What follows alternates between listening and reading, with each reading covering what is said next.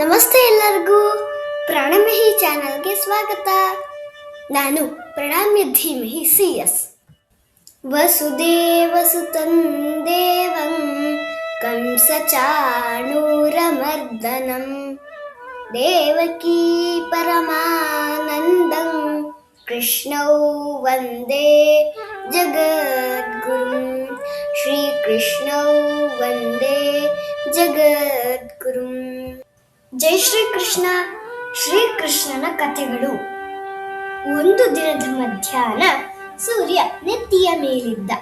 ವೃಂದಾವನ ಶಾಂತವಾಗಿತ್ತು. ಶ್ರೀಕೃಷ್ಣ ಮನೆಯಲ್ಲಿ ಒಬ್ಬನೇ ಆಟವಾಡಿಕೊಂಡಿದ್ದ. ಆ ಬಿರು ಬಿಸಿಲಿನ ಮಧ್ಯಾಹ್ನ ಮನೆಯಲ್ಲಿ ಎಲ್ಲರೂ ನಿದ್ರಿಸುತ್ತಿದ್ದರು. ಅವನೊಬ್ಬನೇ ಎಚ್ಚರವಾಗಿದ್ದ. ಇದ್ದಕ್ಕಿದ್ದಂತೆ ಶ್ರೀಕೃಷ್ಣ ಓರ್ವ ಹೆಂಗಸಿನ ಧ್ವನಿ ಕೇಳಿದ. ಹಣ್ಣು ಬೇಕೇ? ಹಣ್ಣು ಬಂದಿದೆ, ಕೊಳ್ಳಿರೋ.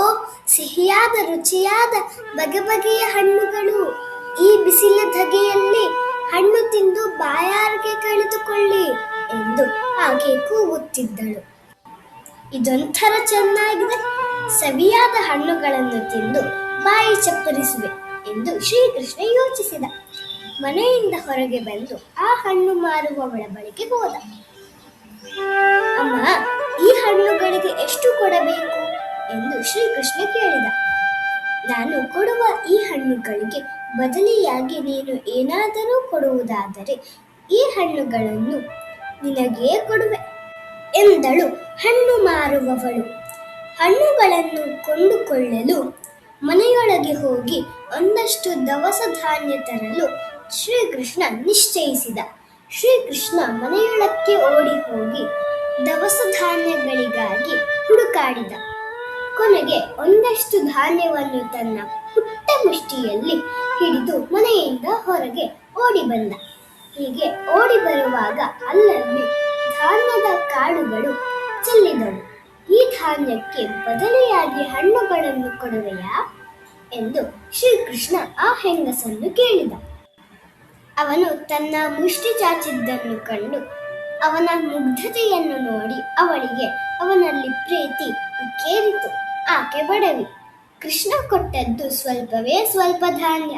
ಆದರೂ ಅವಳು ಅವನಿಗೆ ಅನೇಕ ಹಣ್ಣುಗಳನ್ನು ಇತ್ತಳು. ಎಂಥ ಚಂದದ ಮುದ್ದಾದ ಮಗು.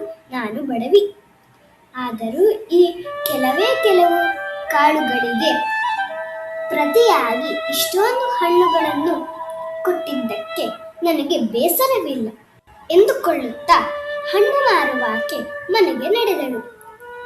ಮನೆಗೆ ಬಂದು ಶ್ರೀಕೃಷ್ಣ ಕೊಟ್ಟ ಧಾನ್ಯಗಳನ್ನು ಸೇರಿಸಿದ್ದ ಚೀಲ ತೆರೆದು ನೋಡಿದಾಗ ಅವಳಿಗೆ ಪರಮಾಶ್ಚರ್ಯವಾಯಿತು.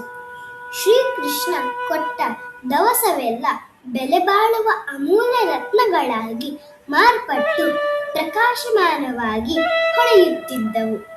ಹಣ್ಣು ಮಾರುವವಳು ತನ್ನ ಕಣ್ಣುಗಳನ್ನು ತಾನೇ ನಂಬದಾದಳು. ಇಂದಿನ ಕತೆ ಮುಗಿಯಿತು. ಮುಂದಿನ ಕಥೆಯೊಂದಿಗೆ ಭೇಟಿಯಾಗುತ್ತೇನೆ. ಧನ್ಯವಾದಗಳು.